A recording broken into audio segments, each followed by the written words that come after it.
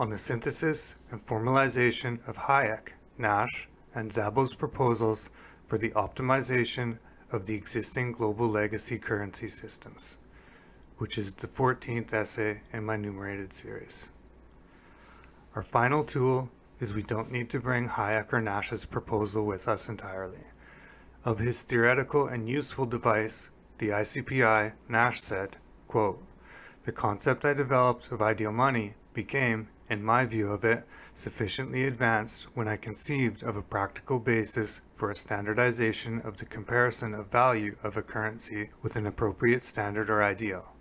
And the key to that idea was of an ICPI, or International Industrial Consumption Price Index." On the esoteric ducat H nature of Bitcoin. Then why shouldn't have Satoshi introduced to the world Hayekian ducat H money, perfectly well supplied in relation to the demand? The Szabonian deconstruction of apparent trilemmas. Notice the Wikipedia concept of trilemma, Epicurean paradox. Quote, "If God is unable to prevent evil, then he is not all-powerful. If God is not willing to prevent evil, then he is not all good. If God is both willing and able to prevent evil, then why does evil exist?" End quote. Notice there's the possibility of Szabonian comparison in that the trilemma example is already framed such that it at least loosely fits into Szabo's complexity framework for traversing complex intersubjective truths. Quote, "Gods are objectively imaginary, but serve as a very useful metaphor for the theory of intersubjective I have outlined. In other words, God exists, and belief in him constitutes a true belief, intersubjectively, but not objectively." End quote. On the intersubjective considerations on the Epicurean paradox. And so, we are grateful to have Szabo's useful tools. Quote, "In other words, treat God, or gods, as a metaphor for our modern insights into cultural evolution. God as a metaphor for cultural evolution accounts for some of the theological defined traits." End quote. Perhaps then, from a hermeneutic inquiry into metaphors of intersubjective truths and our tools that look for axioms of consistency added to inconsistent arguments, we wonder if we should view the unresolvable trilemma itself as the added axiom and ask if people maybe should simply not wrestle with such a trilemma in the first place, i.e., don't look at the world through the lens of a paradox and don't accept the authority that forces you to. On the intersubjective considerations of the impossibility trinity. Let us consider in the same way the impossibility trinity.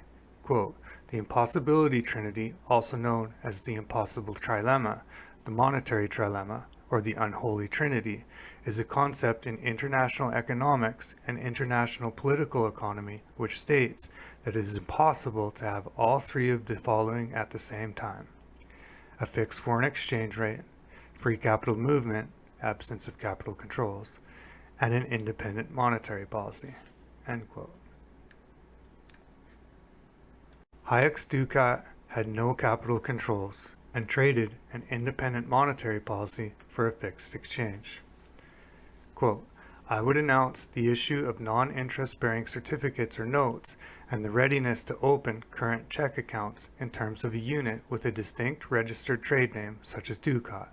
The only legal obligation I would assume would be to redeem these notes and deposits on demand with, at the option of the holder, either 5 Swiss francs or 2 D-marks or $2 per ducat. This redemption value would, however, be intended only as a floor below which the value of the unit could not fall, because I would announce at the same time my intention to regulate the quantity of the ducats so as to keep their precisely defined purchasing power as nearly as possible constant. I would announce that I propose from time to time to state the precise commodity equivalent in terms of which I intended to keep the value of the ducat constant, but that I reserve the right, after announcement, to alter the composition of the commodity standard as experience and the revealed preferences of the public suggested. It would, however, clearly be necessary that, though it seems neither necessary nor desirable, that the issuing bank legally commits itself to maintain the value of the unit, it should, in its loan contracts, specify that any loan could be repaid either at the nominal figure in its own currency or by corresponding amounts of any other currency or currencies sufficient to buy in the market the commodity equivalent which at the time of making the loan it had used as its standard. Since the bank would have to issue its currency largely through lending, intending borrowers might well be deterred by the formal possibility of the bank arbitrarily raising the value of its currency, that they may well have to be explicitly reassured against such a possibility. These certificates or notes and the equivalent book credits would be made available to the public by short-term loans or sale against other currencies. In most respects, indeed, the proposed system should prove a more practicable method of achieving all that was hoped from a commodity reserve standard or some other form of tabular standard. At the same time, it would remove the necessity of making it fully automatic by taking the control from a monopolistic authority and entrusting it to private concerns. The threat of the speedy loss of their whole business if they failed to meet expectations, and how any government organization would be certain to abuse the opportunity to play with raw material prices, would provide a much stronger safeguard than any that could be devised against a government monopoly. On the political instability of the Triffin dilemma as represented by competing trilemma strategies. Quote, the only legal obligation I would assume would be to redeem these notes and deposits on demand at the option of the holder, either 5 Swiss francs or 5 D-marks or $2 per ducat. End note. Notice, for example, if the ducat H exists in a Hayekian landscape of competing currencies, another bank can hold ducat H's and then issue their own against it. With the assumption ducat H's function as if like US dollars today, the competing banks could then rely on the ducat H sound monetary policy and use it to provide the type of currency it needs to back its own currency, thus freeing its own currency from part of the burden of the consideration and constant adjustment required in regard to a chosen and announced basket of commodities or prices. Quote, the main advantage of the proposed scheme, in other words, is that it would prevent governments from protecting their currencies they issue against the harmful consequences of their own pleasures, and therefore prevent them from further employing these harmful tools. End quote. In economics, this is called the Triffin dilemma, the observation of the comparison of short-term domestic trilemma strategy versus the long-term international wants of the rest of the users of the reserve currency. Quote, the Triffin dilemma, or Triffin paradox, is the conflict of economic interests that arises between short-term domestic and long-term international objectives for countries whose currencies serve as global reserve currencies. End quote. It is the problem when one major nation's currency becomes favored as the foundation for other currencies, such that it is implied that the foundational currency has a certain trilemma strategy versus those that use it as a foundational basis, and therefore they have a differing trilemma strategy, which thus by definition don't resolve. It should concern the world, Triffin warned. The competing wants demand something impossible. Our observation here is of the long-term instability of political pressure implied. Quote, this dilemma was identified in the 1960s by Belgian-American economist Robert Triffin, who pointed out that the country whose currency, being the global reserve currency, foreign nations wish to hold, must be willing to supply the world with an extra supply of its currency to fulfill world demand for these foreign exchange reserves, leading to a trade deficit. The use of a national currency, such as the US dollar, as global reserve currency leads to tension between its national and global monetary policy. On a higher order of ducat observation, we know that in the face of inconsistency of a system, we can understand and observe it to be consistent from a higher order outside that system. This is wholly different than adding an axiom of consistency simply for the sake of survivability in the face of changing nature. Here, rather than simply add an axiom of this system is consistent, we want to move to an external framework and try to see the trilemma-dilemma considerations from a higher order. we will consider a Szabonian construct by imagining ourselves in the position then not of a central bank, but the omnipotent, aka Satoshi. As we enter into Satoshi's view, that we should consider entering to the position that Satoshi stood with omnipotence and commanded into being the principles that Hayek wished for, but with the context of designing a programmable money, should be something natural for the reader to enter into. After all, Hayek, as if from a position of God in his proposal, decreed his ducat H to exist in our natural world that otherwise wouldn't allow it. And so we put to ourselves as Satoshi, how could we program the supply to organize itself in relation or response to the demand, or rather in Hayek's ducat case, more specifically in relation to the chosen and relevant commodity prices? And we have Satoshi's comments on this to help us enter into it, as Satoshi responded to these questions. Quote, "Is there a formula to decide on what should be the total amount of tokens, and if so, what is the formula? If there is no formula, who gets to make that decision and based on what criteria will it be made?" End quote. In the spirit of complexity distance metaphors, the prices are not in Satoshi's realm for use. Otherwise, he could peg the supply and be done with it. A hidden Easter egg for CBDCs. Quote, "To Sep's question, indeed, there is nobody to act as a central bank or Federal Reserve to adjust the money supply as the population of users grows. That would have required a trusted party to determine the value, because I don't know a way for software to know the real-world value of things. If there was some clever way, or if we wanted to trust someone to actively manage the money supply to peg it to something, the rules could have been programmed for that." End quote. We find Satoshi's humility in the response above to be a disguise.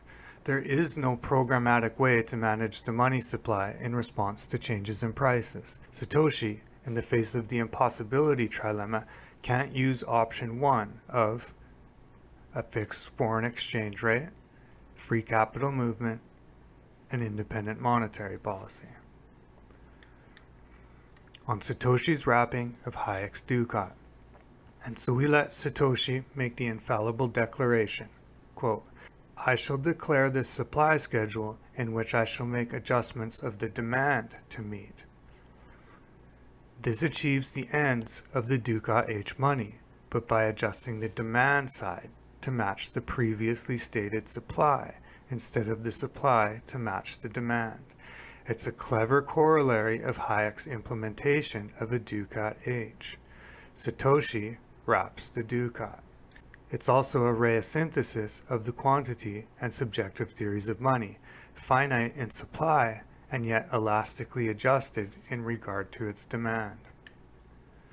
On Satoshi's considerations of the demand management of a statically pre-announced supplied currency, consider again our trilemma, a fixed foreign exchange rate, free capital movement, and independent monetary policy.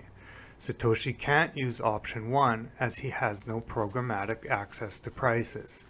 Our task, in Satoshi's perspective of designing Bitcoin, is to formulate the implementation of option 3. On the free capital movement as a derived assumption of Bitcoin. How do we derive the formalized truth or axiom that Bitcoin implies the free flow of capital movement? Can't Bitcoin be banned in some countries? Recall we derived a tool from this Cantillon observation, which is the corollary, that if there is a phenomenon of prices across a network, then nodes that have this price signal are thus a part of the network. Quote, "Circulation always consists of the large sums the farmer receives from further reflection on the circulation of money, the sale of his products that are broken up for sale at the retail level, and then collected again to make large payments.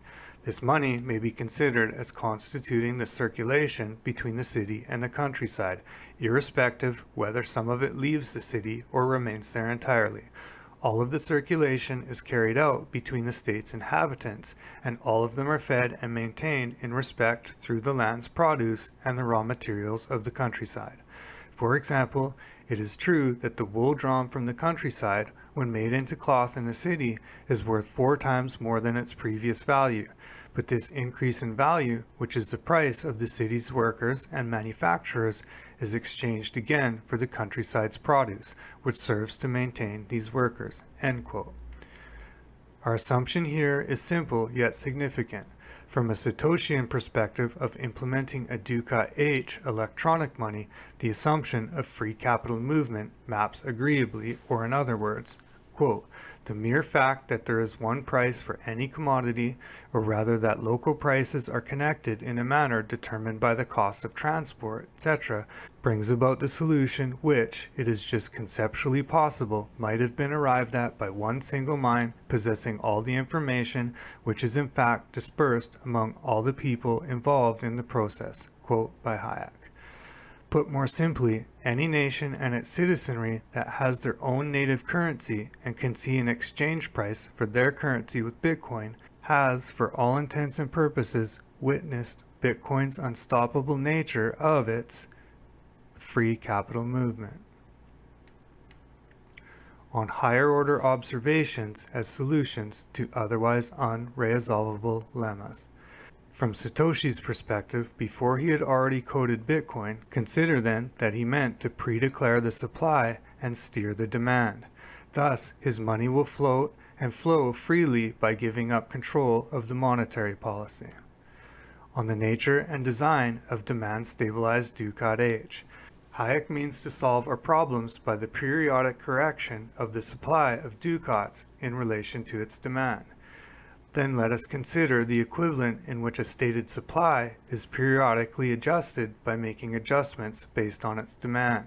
The language here that is key is that we are not necessarily claiming to adjust the demand, but instead making adjustments based on our measure of the demand, albeit that we have not revealed yet.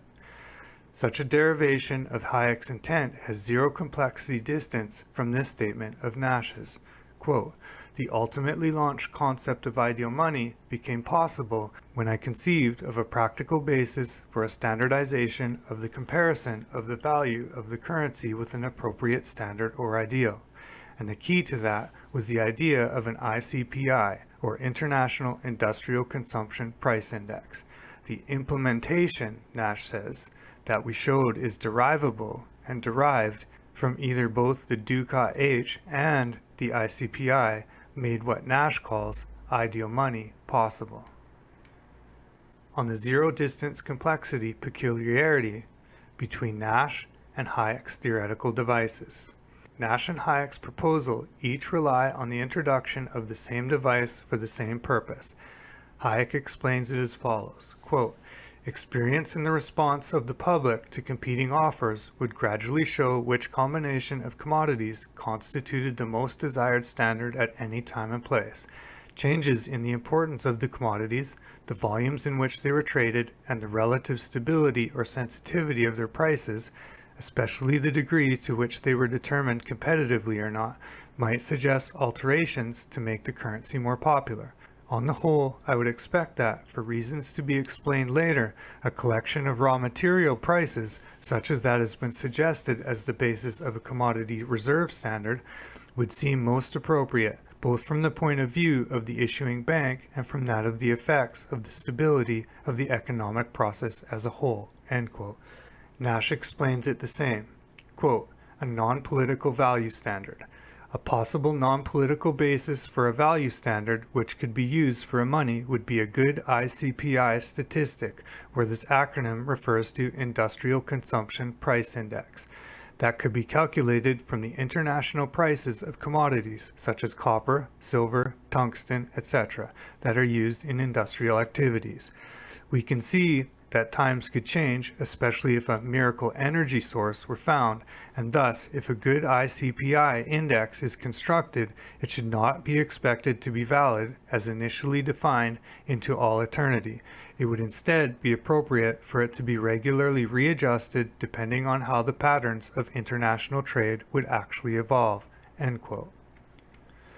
On the considerations of bootstrapping the Ducat H from Hayek's view versus Satoshi's vantage point.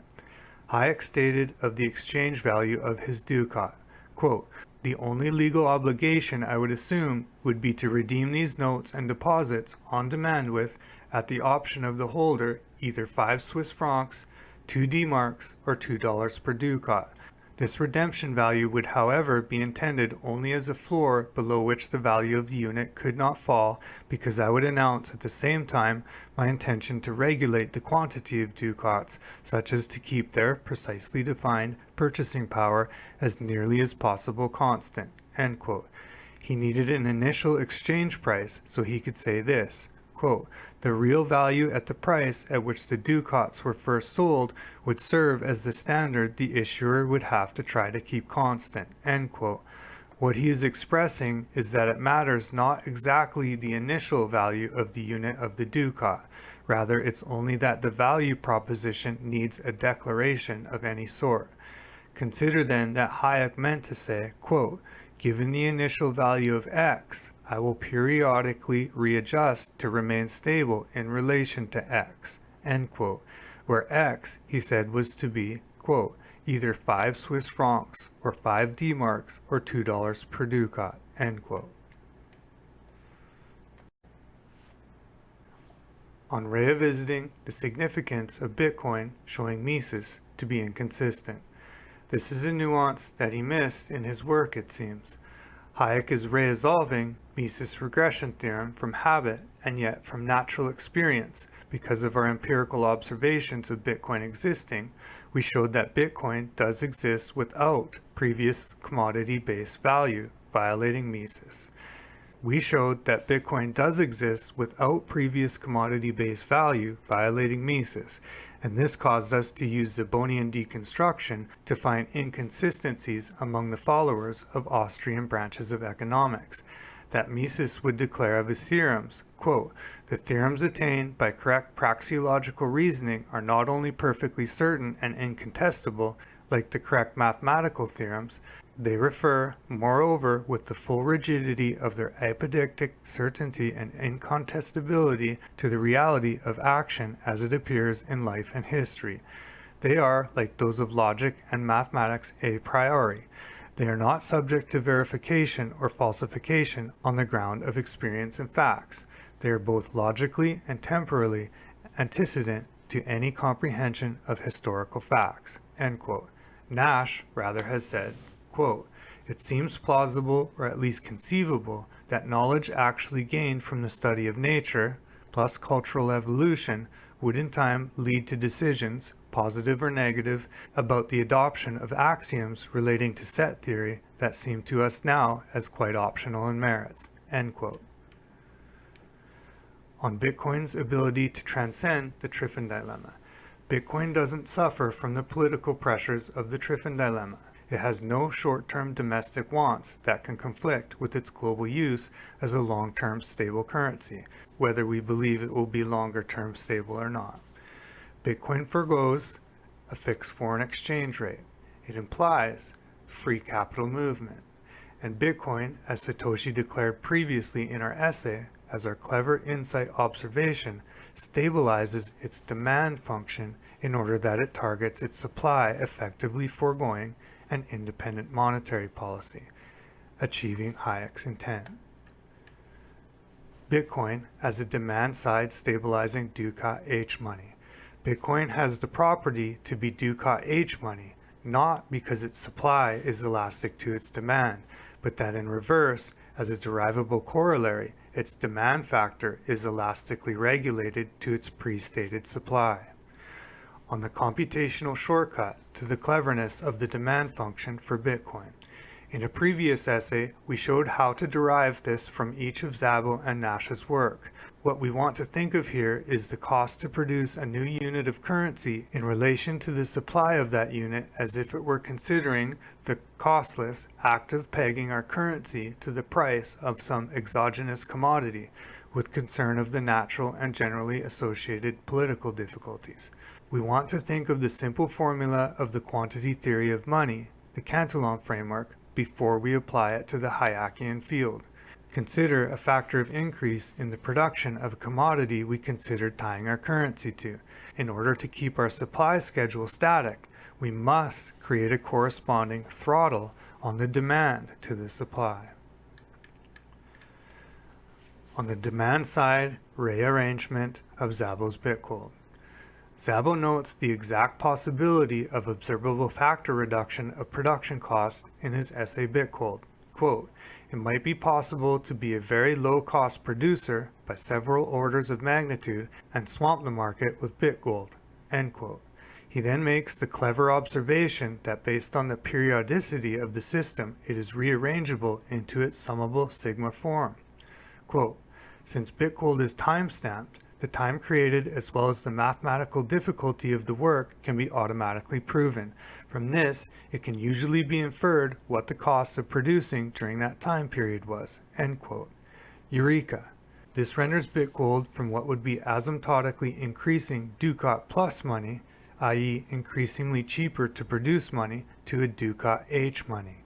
Quote, "Thus, Bitgold will not be fungible based on a simple function of, for example, the length of the string. Instead, to create fungible units, dealers will have to combine different valued pieces of Bitgold into larger units of approximately equal value." Revisiting Szabo's formalization, intrapolynomial cryptography. Szabo previously formalized intrapolynomial cryptography and proposed the application of being a response to a demand in architecture. Think ASICs, or specialized Bitcoin hardware. Quote, "There are at least two practical implications of the above analysis. One is that there is very little room for error in the analysis and implementation of compute cost postage, Hashcash, Bitgold, Micromint, and other such intrapolynomial cryptography schemes. Another is that, unless the opponent has a very low budget and is thus limited to standard personal computers, it does not make sense to analyze the security or cost of these schemes without reference to machine architecture. For example, spammers may be able to defeat compute cost postage by using custom chips optimized for computing the particular puzzle function." End quote. Revisiting dead reckoning as a metaphorical comparison to Bitcoin's difficulty adjustment algorithm. Let us revisit Nick Szabo's essay on dead reckoning. Quote, "A dead reckoning itinerary can be specified as a sequence of tuples, direction, speed, and time. It can be drawn as a diagram of vectors laid down head to tail. However, as mentioned above, this diagram itself, for non-trivial sea and ocean voyages, contains insufficient information to map the arrows accurately onto a Ptolemaic map. Maps as we commonly understand them, based on celestial latitudes and longitudes, yet sufficient at least in theory to guide a pilot following such directions to their destination." End quote. Remember that we derived from Hayek's Ducat H the comparable implementation that, quote, "Given the initial value of x, I will periodically readjust to remain stable in relation to x." We mean to reduce the complexity distance between dead reckoning and the difficulty adjustment algorithm by noting that in dead reckoning, the entire point is you cannot lose the chain of tuples that reduce to x. Here it might be confusing to the reader because we aren't pointing to a blockchain in the sense of linked transactions, but we are pointing out that each tuple in dead reckoning depends on its connection to the previous tuple. It's a very difficult orientation to find that x doesn't matter in terms of Mises regression theorem. Any non-zero valuation will do. It's a brilliant observation that Satoshi based Bitcoin on.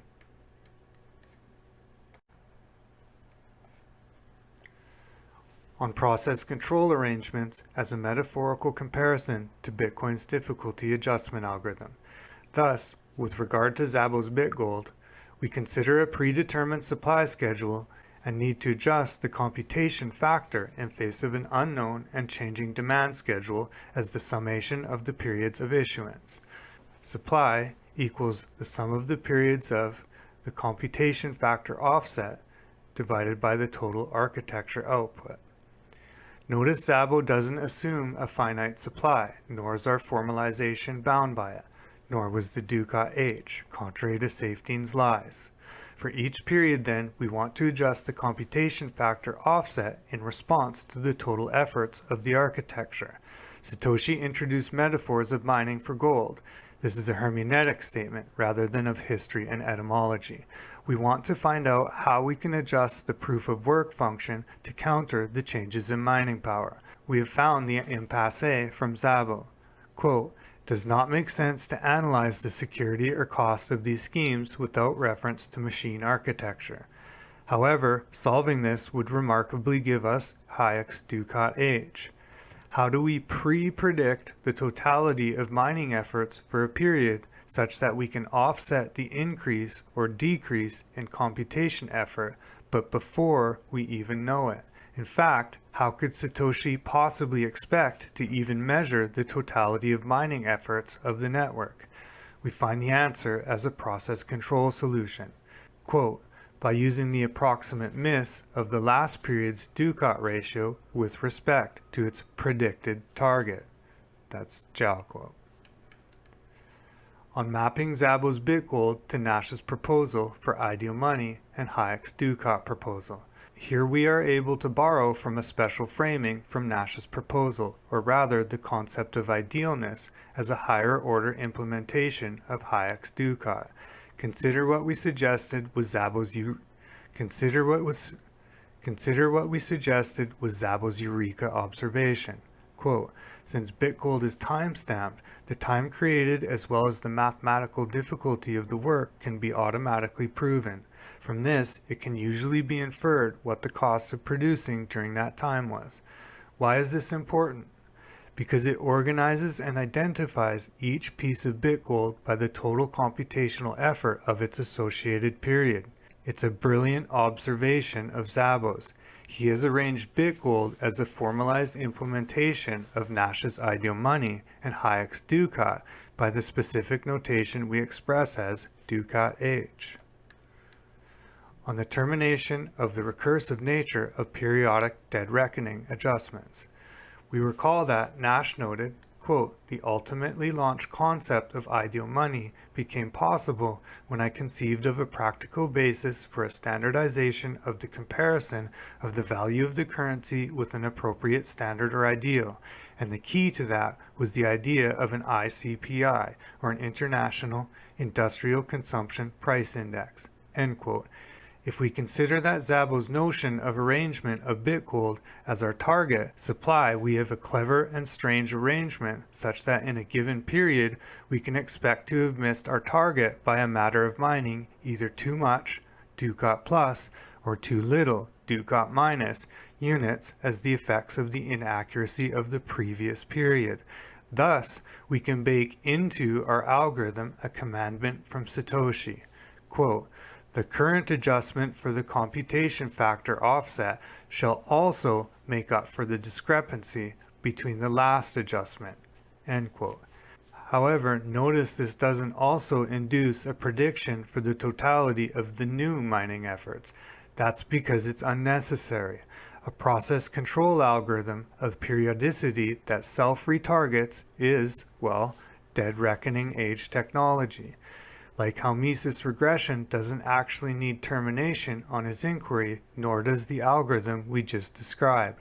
Satoshi realized it's enough to declare, notice the subtle but powerful difference, quote, the current computation factor prediction shall make up for the discrepancy between the last prediction. And so, in the long run, it did. On asymptotically ideal money as the implementation of dead reckoning, as a solution to the demand-side management of Hayek's Ducat H. Thus, it is quite natural to say that if we consider that which is ideal money to be Hayek's ideal of a money that has a perfectly scheduled supply to its demand, which we correlated to governing the demand with respect to a pre-announced supply schedule, which then formalizes Szabo's Bitgold observation and arrangement, that we satisfied with a simple process control solution which asymptotically approximates our stated ideal. For readers that are confused and can code, try to code this up, and you'll only get one foot in before you realize it's obvious. And thus, we have shown the Rhea solution and Rhea synthesis of Hayek's proposal with Szabo's Bitgold proposal and Nash's ideal money, and shown each of the three of them to have zero distance complexity between them. They are thus as if from the same but somehow unique perspective. This observation by Szabo's account is thus intrinsically valuable.